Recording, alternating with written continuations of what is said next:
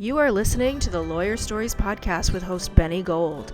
Lawyer Stories was founded in July 2017 on Instagram and is an expanding global network of lawyers and law students sharing their personal journeys to the noble profession of the practice of law. Join us on this podcast as we dig deeper into these stories and hear from lawyers and law students from around the world in all areas of the legal profession. Here at Lawyer Stories, we believe that every lawyer has a story. What's yours? Welcome to the Lawyer Stories podcast with Benny Gold, episode 25. Today, we welcome a special guest. We have Edwina Elcox. They're from Idaho. How are you? Good evening. I'm great. How are you doing? Good. Also known as the Pitbull in heels is what I read on the website. So it's always good to have a Pitbull in heels with us. So, we definitely can't wait to get into your story. It's good stuff. So welcome. Thanks for being with us and coming out. Thanks for having me.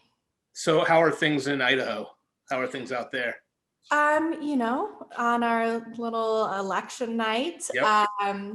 Things are great. Obviously, I'm in my house right now. We've been doing most everything via Zoom.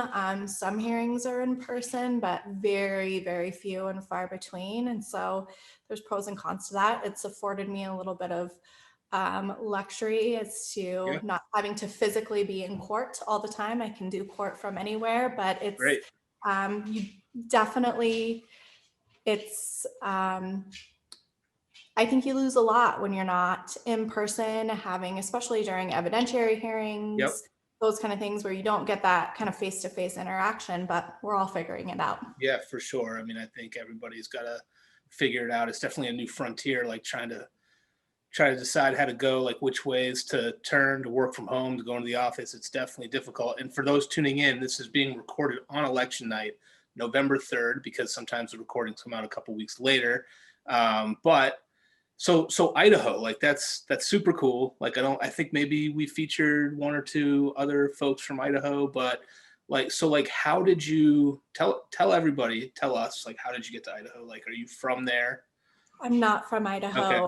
I actually immigrated with my family when I was 6 years old. I was born in England and we came straight to Idaho. So my dad's brother was already here. And so we came straight to Boise, Idaho, which looked at that time very different than it does now. Okay. Very different, much more farmland for sure. So what was it like growing up there? Like you said you were 6?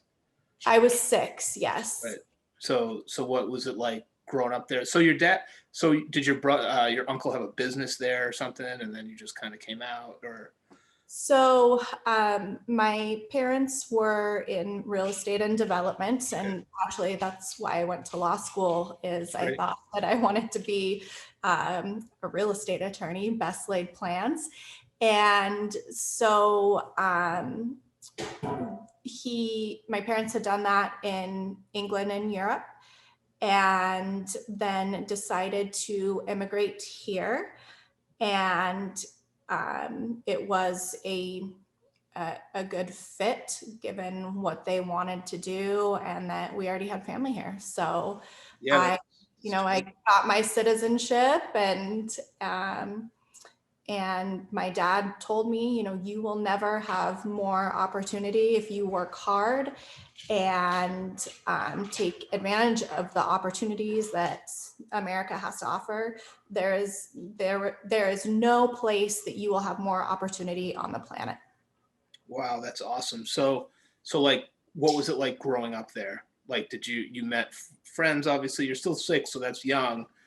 And you're still there. So I think that speaks a lot. It's not like you didn't go out to like another city, you stayed. So I think that's amazing, actually. So we did for a little while. All right. So maybe when I graduated high school, like I was sure I belonged in a big city, and I could not wait to get out of. So the town I grew up in is Eagle, Idaho, which is a suburb of Boise. And I could not wait to get out. I was like, I belong in a big city. So I went to college in Spokane, Washington, Okay. well, outside of Spokane, Washington, Cheney, Washington, which is not a big city. But Spokane compared to Boise at the time was. And then after college, I went to Portland and then north of Seattle. And very shortly thereafter, I was like, Boise is great. Boise's awesome. Okay. It's urban. I'm not going to spend 3 hours, 4 hours in traffic every day. Boise is looking amazing right now. So you came back after being like kind of disinterested in the traffic and like the hustle bustle sort of out there? Is that, or maybe some personal situations brought you back, or whatever? Really personal situations. I think you have to leave a place to appreciate how wonderful it is. That's 100%. That right there is like sort of a rule, I feel like. And I was just talking to somebody the other day because I'm from Maine originally, and I think like everybody who moves away from Maine is so proud to be from Portland, Maine. That's how I feel, and it's, so I get it. Like, there's just a different appreciation going back there now. So for sure. I just think I needed a little real world lesson as to how amazing the community I live in is. But that's great. So you got out and you did go to Gonzaga Law, right? Mm-hmm, I did. Okay. So what was your law school? What's that? Go Zags. Go Zags. So what was your law school experience like? Well, that's interesting because I, as many, the vast majority, the vast majority of people that went to law school was like pretty academic without having to try prior to law school. And then when I got to law school and everybody else is, I would say for the most part, pretty academically savvy. That was a lesson the first semester. I don't know how your school did it, but we got like advisory grades. So the very first semester of law school, and I was on scholarship. And so you have to maintain a certain GPA. But they did the first year, you got at the end of 1L year, you get your actual grades. But at semester, they do like advisory grades. And to be quite honest with you, there's some letters on there that I'd never seen on a. Oh, really? But that was first semester, right? Like that was first semester, and that was learning. That's the weed out process. Like the ropes and like a different way of studying and actually studying and studying hard and all the time. And so that was like one of those things for me. That was like a critical moment. Okay, you have to literally change everything, your approach to everything.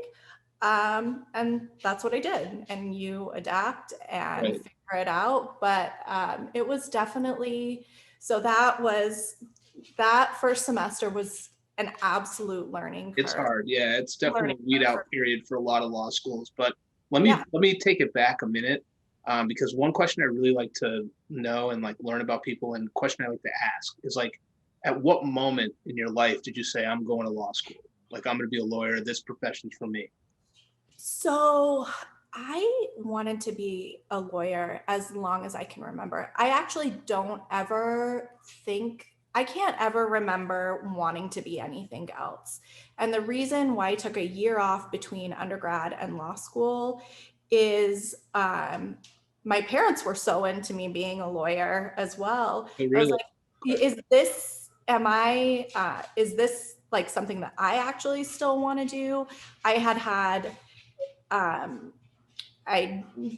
internship, and then my first job right after, or my first real job right after college was in politics. And so it's like, is this something that I want to do? Is law something that I really want to do? And so I took a year off, and that's when I lived in Portland and the Seattle area. And then very quickly was like, yeah, I'm going back to law school. And so I don't ever remember not wanting to be a lawyer. So was it like people telling you like you're good at arguing, like you're good at, you're a good writer, like something like that? Is that, or you just were very interested by it? Because I was intrigued by reading different legal articles and constitutional law. I think really, I really like that. I loved debate. I debated in high school. I think my parents would tell you that I always like to argue.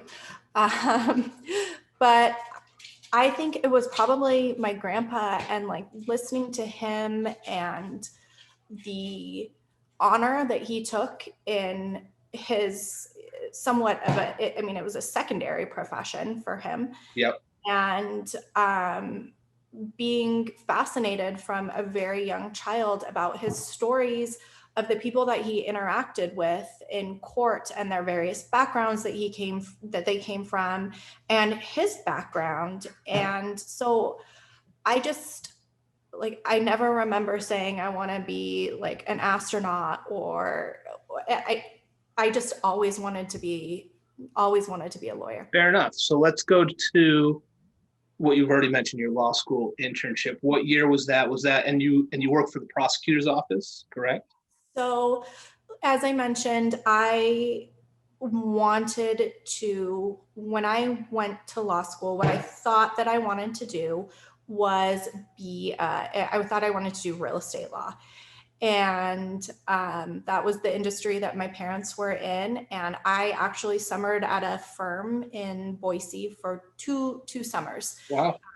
And did real estate, various types of real estate law litigation.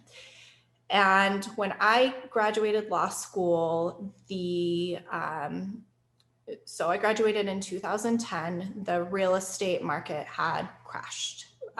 Just perfect, the most like divine intervention, like perfectly awful timing for wanting to do real estate. Yeah, law. 2008 was a nightmare. Yeah, 2000. So when I started in law school, 2007, and that's when things started to, take a tumble, and then like into the bottomless pit tumbled. But I had an opportunity as a 3L, our externship coordinator said, "Hey, Edwina, there's this opportunity at the local prosecutor's office in Spokane. And I know that you're not interested in criminal law, but you're going to get a ton of in-court experience, and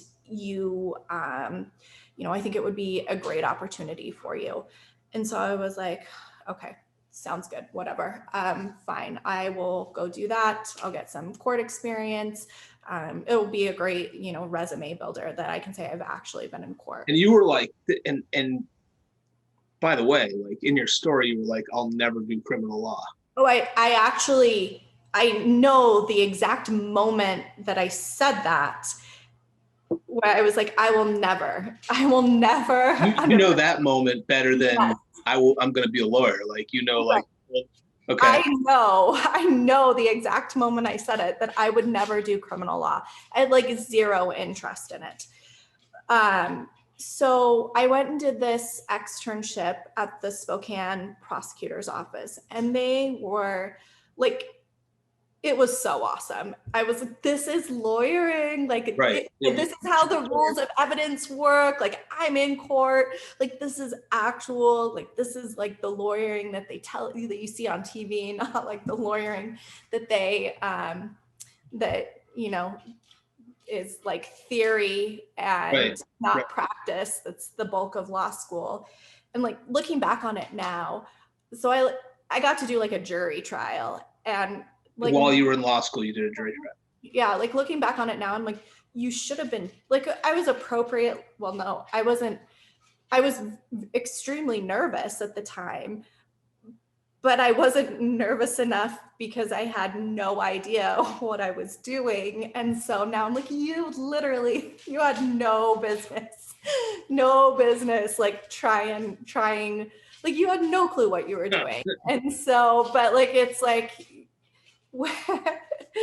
ignorance is bliss, right? And Well, you have to start somewhere, right? I mean, right. But so I loved it. I loved the decorum of the courtroom, like actual, okay, this is what these, all of the things that I've learned, here's how, and also a lesson in like, well, in class, it's supposed to happen like this because this rule says this. And it's like, nah, well, we don't use that right now. Like, it's not always how that works out either, right?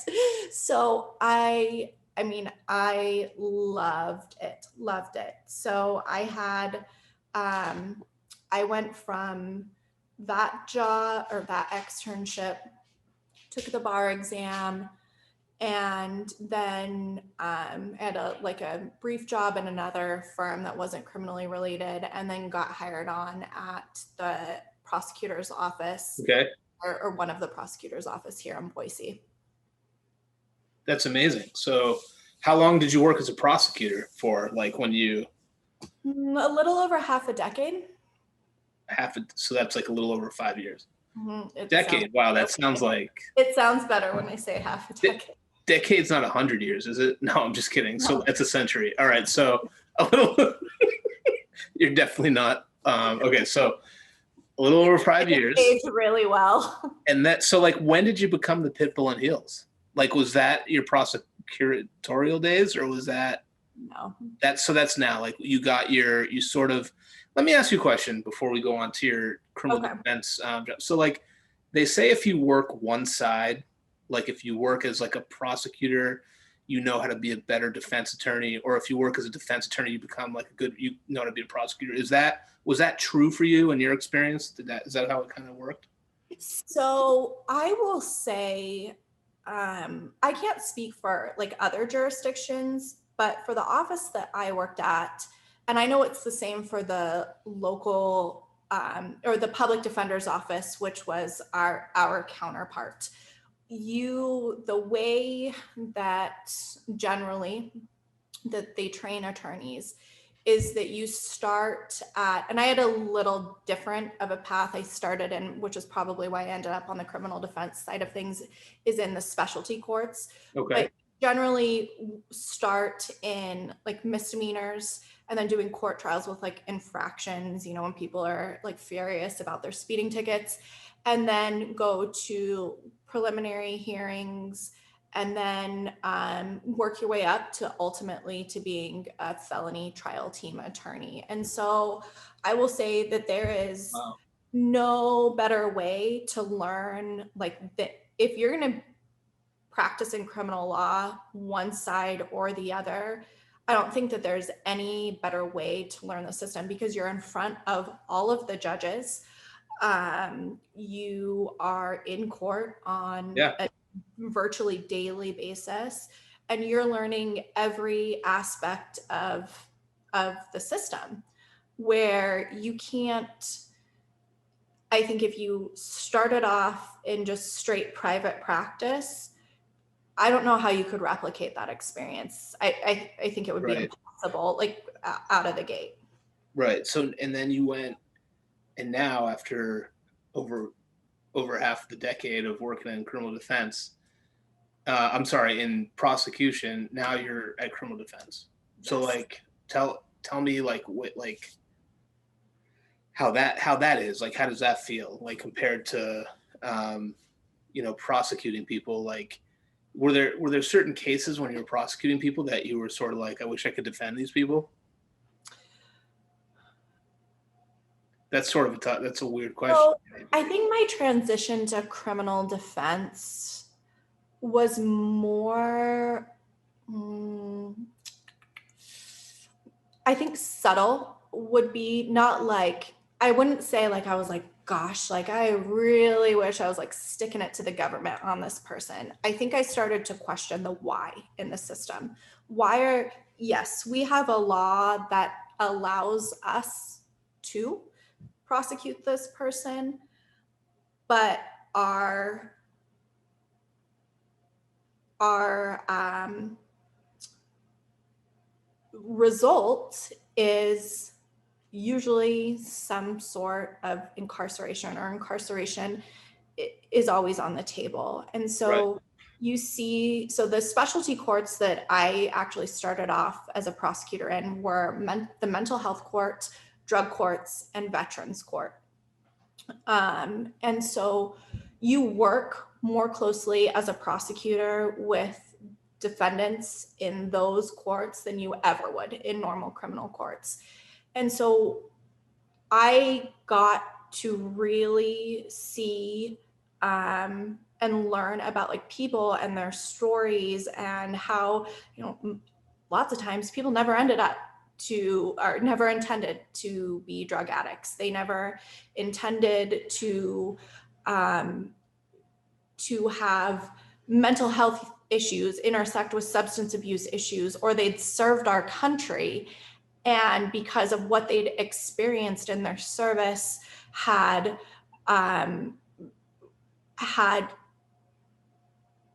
problems that they carried with them through the rest of their lives, and the system was woefully underprepared, not even underprepared, completely ill-equipped to Yeah. deal with those issues. And so the answer was incarceration. And so I think in this day and age, for me, I began to question, like, why are we doing this? Why are we making these people felons? Right. Maybe there's a chance for rehabilitation, treatment, programming, etc. But you put a felony label on this person. And in Idaho, we have a public court data repository. So you can put in anyone's name, you can look them up, you can see what they've been charged with, even if their case was dismissed. So if it's like there's a murder on there and they show acquitted or dismissed, I mean, most people are still going to be like, oh, like, what'd you do to get charged with murder, right? Regardless of the outcome. And so I really began to question, like, why are we doing this? So it was like a subtle transition. Mm-hmm. And like you sort of over time began to ask yourself, like, why? Like, are there better results that we can obtain? And like, is that sort of accurate? Absolutely. And there were better results that we could obtain. But as a prosecutor, the why question is not particularly appreciated. Right. For sure. But so in your lawyer story, when we featured you on Lawyer Stories, that's lawyer_stories on Instagram and Lawyer Stories on Facebook. So I have a quote from your story that was that kind of relates to what we were just talking about. So could no longer help enforce a system that imprisoned people instead of addressing mental health and substance abuse issues. So, you know, obviously substance abuse is a big deal here in the U.S. Mm-hmm. There's the opioid crisis, but also like mental health is something that I really sort of focus in on. I'm like an advocate for people getting mental health assistance, and I think it's really a big issue. So, you know, you obviously saw that a lot. I mean, can you expand, like maybe tell us a little bit about that? One of the huge issues that I took with a law that came onto the books. So I think most jurisdictions have like a battery on law enforcement. So what would be a simple battery against a misdemeanor against you or I, if it's against a law enforcement officer, police officer, then it becomes a felony. So then we expanded in Idaho, we expanded that law to healthcare workers. Well, where in our system, especially here, where the funding for mental health treatment and interventions and community providers is woefully lacking. So who is left to intervene with those folks who are in the throes of maybe a psychotic break? There may be substance abuse involved because those issues are co-occurring, especially in homeless populations. And so who is left to deal with that? Law enforcement. or as they expanded the law here to healthcare workers, where you are these people that are basically the only interventions that our system has. Then when a person who is experiencing these issues does what is virtually textbook, now they are being charged with a crime because they've maybe been committed against their will. And so it's like, what's wrong with our system here? Do we want law enforcement or healthcare workers to be subject to abuse? Of course, I'm not advocating for that. But why are we criminalizing behavior that would be best, not behavior is the wrong term, but these issues, why are we allowing the criminal system to deal with this? So does that go to like the whole defund the police issue here in America? Like some of the issues could like better be handled by like social workers and like policemen, and like sort of like, sort of delegating the responsibility for that sort of thing. I think so. Absolutely. And, I worked with a number of the law enforcement agencies for years. There are a tremendous number that I wholeheartedly respect and that put their lives on the line on a daily basis. But the reality is that police are increasingly militarized. They are trained in force techniques. They should be trained in, theoretically are, but I don't really see it in practice, of de-escalation techniques instead of going to force. And frankly, I think you're absolutely right, where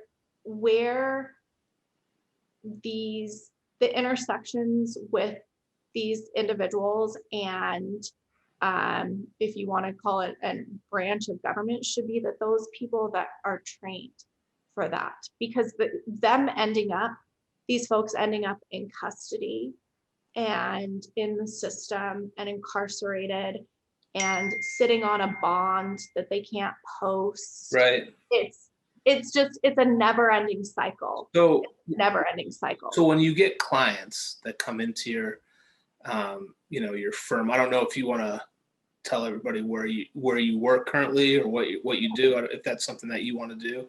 You can do that now or the end of the show. Go ahead. Sure. No, I work for Brian Webb Legal. I'm a senior attorney there, and I am the only one in the firm that practices in criminal defense. Everybody else is, for the most part, civil. So, I definitely have the weird stories at the firm meetings. No, I mean that's that's awesome. So like is it, so speaking of like stories and like difficult things, like is it hard for you to represent somebody who was charged with a certain type of crime? No. Wow, excuse me. Bless you. Thank you very much. No, it's not at all. Okay. I firmly believe in the Constitution and defending people's rights. I don't think this type of law is for everybody. And I frankly think if you're not prepared to, because there's plenty of attorneys, I think, that take people's cases that are, happy to take big retainers, but they don't want to go to trial. And I think if you aren't prepared at the end of the day, when I come into a case, I always prepare for it as we are going to trial until we're not. And there are plenty of attorneys that don't want to go to trial. Right. They are terrified of the courtroom and litigation and just, so I just think people have no business in taking these type of cases if you're not prepared at the end of the day to go to trial. And guess whose call that is? Never. It's not my call. It's the client's call. And so I can tell them, here is I think that this deal is something that you should seriously be considering, or is the best outcome in this case? But at the end of the day, that's my client's constitutional right.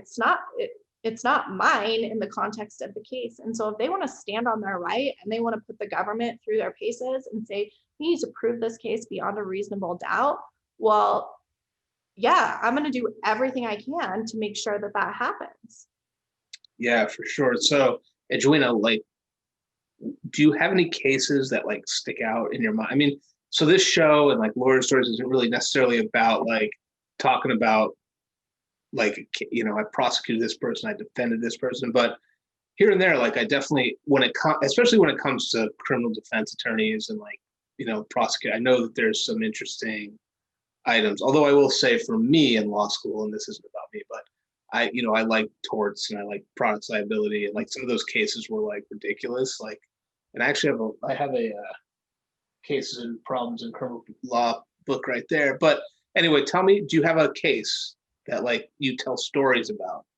I mean, there's so many. Do you want like if we're on like the torts, like these weird things where you're like, no way did that really happen, but it actually did? I mean, whatever, like something that you would tell a group of friends, like hanging out with, like, of course, like not naming any names, but just saying like, this is a case I had, and like, you know, you're very professional, obviously, but like, you know, sometimes there are cases that are a little different than others in terms of their magnitude of like how crazy they get. So, I mean, I defend like everything, every spectrum of case, from simple misdemeanors to first degree murder is like my spectrum of cases. But one I'm thinking on off the top of my head is, do you want one that's like particularly Idaho, so to speak? Idaho, yeah, of course. Okay. So I had a case pretty early on when I switched to criminal defense that was grand theft of goats. I was going to say potatoes. I know that's terrible. I'm sorry. But like me from Maine, like people would say lobsters to me, but like, yeah, no, almost as good. It was 3 goats. 3 goats, okay. 3 goats. So in Idaho, if you steal livestock that is worth over, I believe the threshold, so grand theft is usually $1,000, but livestock we make a special exception for, and I believe, if I'm recalling correctly off the top of my head, it's $250. I believe that's correct. And so so they stole it. Footnote, we got this case outright dismissed. Footnote, outright dismissed. 3 goats. So 3 Tom Brady's. Sorry, I'm a Patriots fan. All right. Well, he's in. So I'm really bad at sports. Okay, so just go on. So anyway, but no, I did get it. And that's because one of my best friends is a huge Tom Brady Patriots fan. Yeah, and I would literally have had no frame of reference. No, that's okay. I interrupted you. Just told me the other day, and I'm like, I get it. Greatest of all time, right? You know, we take my little son to see goats like on the weekend at the farms here in central Massachusetts. And of course, my dumb dad joke is like, hey, look, it's a mini Tom Brady over there. You know, like. No, but I wouldn't have had a frame of reference for it, but I totally get it. Okay. So anyway, go ahead. You had 3 goats. So 3 goats. I mean, and this isn't the most egregious facts of any case by any means. But it was just so insane where I'm like, what are we doing here, folks? Like, is this what taxpayer money is going to? Right. But like I said, it on our motion got dismissed. Really? How did you do that? Procedurally or just procedurally? There's a rule that allows us to do that, but long story short, my client, it was like neighboring properties, and by properties I mean like vast, like acreage. Okay. And then so these goats kept coming over on my client's property, and goats are like I didn't know this before, but they're destructive. Like they're mischievous little creatures. Oh yeah. And So he was actually like, we had to like dig back into the archives of like these range laws and open range laws in Idaho. And turns out, despite the fact he was charged with a felony, and that he was absolutely entitled to do what he did, which was take the goats to a safe haven to the next day till he could get them back to the owner, because it was in this herd district, which I won't bore you with all of that, but we're like digging back through the archives to find this. And so it's actually like they're considered nuisance animals, and he was entitled to like fees and upkeep for, you know, these animals coming on his property. But instead he got charged with grand theft of 3 goats. Wow. That's, I'm just like, what? That's crazy. It's like, I suppose it's a blessing and a curse that we don't have so many crimes here that a goat, what they deemed as a goat theft, which it was not, you know, that they don't have time to investigate those things, but also totally ridiculous. Yeah, that's crazy. Like that sort of there are definitely like interesting state specific laws, like especially on the bar exam. I think there was some, you know, there's some stuff like on different states like that they ask you about, like maybe goats is like a big issue in Idaho or something. Well, did I ever think, I mean, like, I'm like, okay, we're, you know, there's serious sex crimes, there's all of these things. Did I ever in my wildest dreams, like I knew that we'd be doing rapes, we'd been like L&Ls, aggravated batteries, murders, all the murders. So you've done a murder. Did I ever think I would be like arguing over goats? No, I didn't. I mean, they paying climbing. Sorry, what was your question? So like you've done a murder before, or a rape? Yes. Okay. All right. Yeah, to those questions. Yes. Okay. We won't go any further into that. Mm-hmm. So like so Edwina, like the Pitbull and Heels. What, do you not like that nickname? I'm sorry. Like I read that you must like it. I read it on the website of the firm. So you know, I do like that nickname. I like it too. Good. I like it a lot. That's great. And I don't, well, I theoretically know where it came from. Yeah, tell me where and why.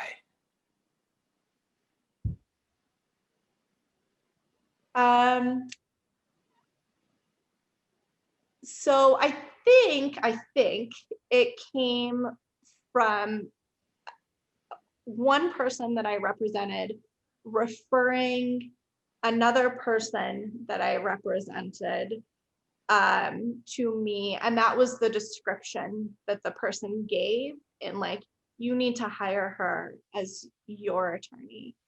And then we got an acquittal at trial, and that was the where that stemmed from. And yeah. I think a lot of female attorneys, you know, a lot of people are like, oh, if you're a female attorney, you're like, you know, you're labeled as aggressive, or and people take offense to those things. Right.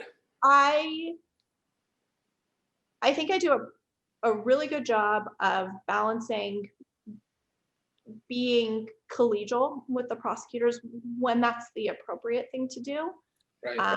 And not just being like on and aggressive at all times, but at the end of the day, like my job is to represent my clients. And so when that's appropriate to do, that's appropriate to do. Yeah, for sure. So, to the best extent. That's awesome. So where do you see yourself in like 5 or 10 years? Probably doing the same thing. I love criminal defense. I love it. I can't imagine And I know it's for some people, but just not for me. Being a transactional attorney, I love being in the courtroom. That's probably the hardest thing about this, is the quarantine, is not being physically in the courtroom and having that day-to-day experience. And I like litigating. In fact, I don't like litigating. I love litigating. That's great. That's terrific. Love it. And I love scouring these cases and the discovery I get and the police reports and the on-body video. On-body video is the greatest thing because Like from the police? oh yeah. Yeah. Because what we see in reports and their take on situations. Kind of crazy. Like it's like I can't imagine going to work every day and putting on all that gear and then you have to wear a camera all day. It's like, so everybody, I mean, just as a practical matter. I love that they have to wear cameras. Well, no, I mean, I love that they have to do it, but as a practical matter, like for me, like it would just be like, oh my God, like I gotta wear a camera all day. Like, all right. So anyway. I know. It's cumbersome. It's like clunky, but it's very important. They're not, and they have like glasses ones too, but most of them are those like box, that they wear on their chest. But I love scouring those for legal issues or, screw ups that police may make, because at the end of the day, like, the government has all of the might and all of the power and all of the resources in the world. It's like deep pockets times infinity. Yeah. I think it's really, really important because when my clients are accused of a crime, and a lot of times it's about mitigation. It's okay, well, all right, if it's a DUI here, is there really maybe a challenge to this? No, probably not. But is there, and sometimes there is, but it's figuring that out. And then is it mitigation? Okay, here is a really good person, upstanding citizen who has made a choice that ended up breaking the law, and here's how we get the best outcome for them. And then sometimes it's about, because nobody else is going to do it, is like holding the government accountable. And in that, so in the case where I earned my nickname, one of the theories and themes of that is like the government is essentially the fox guarding the hen house, right? Like they are not the ones that are going to be holding each other accountable. And law enforcement, when they do their own internal affairs investigations, like, again, fox guarding the hen house, they're going to find no fault, and it wasn't excessive use of force, and it wasn't this or it wasn't that. Right. So somebody has to do it, and I'm happy to be that person. That's awesome. You found something that you're passionate about. You're a great advocate for your clients. And like when you love something, it's not work. I mean, it's a little bit of work, but yeah, there's some real late nights, real early mornings. Yeah, but you can tell when somebody's passionate about what they do. You can tell, and I think you found that. So, congratulations. Thank you. Yeah. So, Edwina, tell us anything else you'd like to tell us, or is there anything we left out that you really want to tell the Lawyer Stories podcasting community today? Can I give some free legal advice? Sure. Don't talk No, I didn't. I wasn't telling you not to talk, but I was saying don't speak to the police, right? Yeah, exactly. 110%. If there is literally anything that I wish people would just, I'm like, please listen. Please, if there is anything that you could do for yourself, please, like if you're being questioned by police, lawyer up, invoke the fifth, say you don't want to talk to them without a lawyer present. Because people are always like, they're going to listen to me. I'm going to explain it away.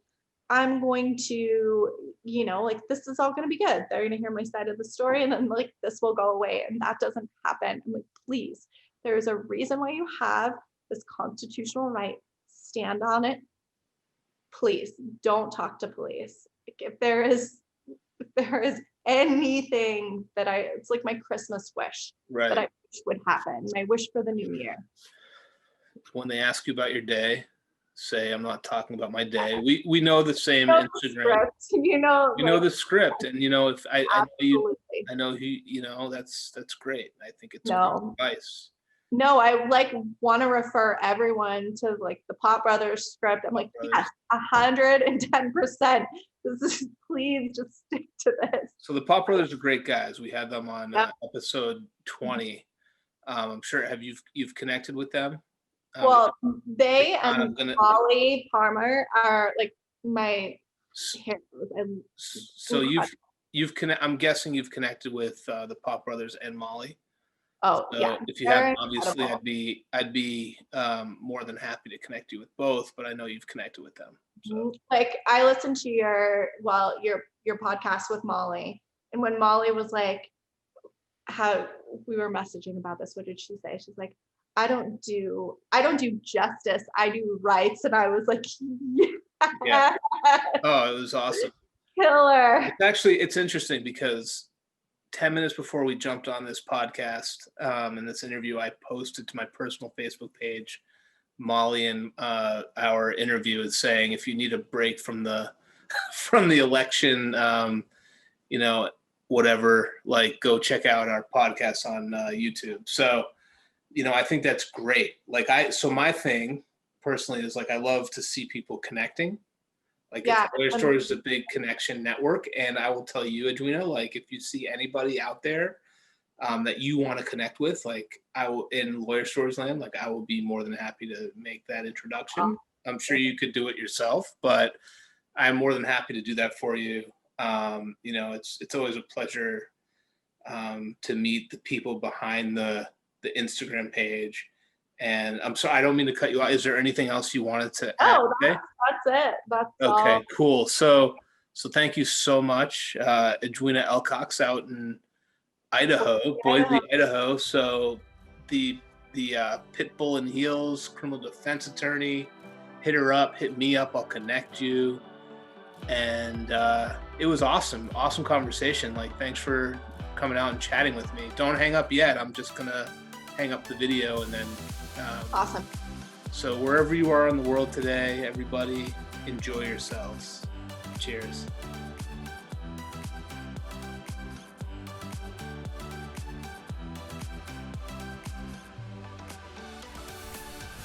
The Lawyer Stories podcast is produced by Marketing the Law. Are you looking at your social presence every day? Potential clients are. Learn how to magnetize your brand with the help of Marketing the Law.